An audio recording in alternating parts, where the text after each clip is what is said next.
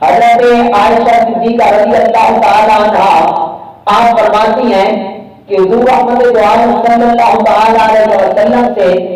اس قدر آپ متشابہت تھی کہ حضور کی جسم کے اندر اور آپ کے چہرے اقدس کے اندر جو نورانیت تھی وہی نورانیت حضرت فاطمہ الزہرا رضی اللہ تعالیٰ عنہ آپ کے اندر بھی موجود تھی.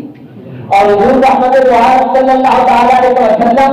اپنی اس لخت جگر سے اس قدر پیار اور محبت فرمایا کرتے تھے کہ جب حضرت فاطمہ الزہرا رضی اللہ تعالیٰ عنہ آپ کے گھر میں میرے آقا تشریف لے جاتے, حضرت فاطمہ الزہرا رضی اللہ تعالیٰ عنہا کھڑی ہوتی, حضور کا استقبال کرتی, حضور کے ہاتھوں کو اپنے ہاتھوں میں لے کر بوسہ دیا کرتی تھی. اور جب آپ حضور کے گھر میں تشریف لے آتی تو امام الانبیاء صلی اللہ تعالیٰ علیہ وسلم اپنی بیٹی کے استقبال کے لیے اپنی اس نشست سے اٹھ جاتے اور اپنی اس نشست پہ حضرت فاطمہ الزہرا رضی اللہ تعالیٰ عنہ آپ کو بٹھاتے اور آپ کے سر مبارک پہ بوسے دیتے. اور حضور نے فرمایا جنتی عورتوں کی سردار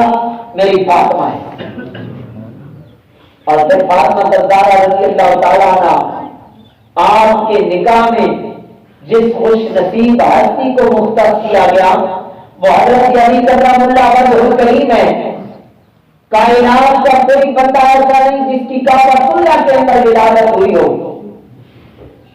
یہ واحد جو شخصیت ہے حضرت علی کرم اللہ وجہہ الکریم جن کی ولادت کے بعد آدم اللہ کے گھر کعبۃ اللہ میں ہوئی. پھر رب تعالیٰ نے یہ چاہا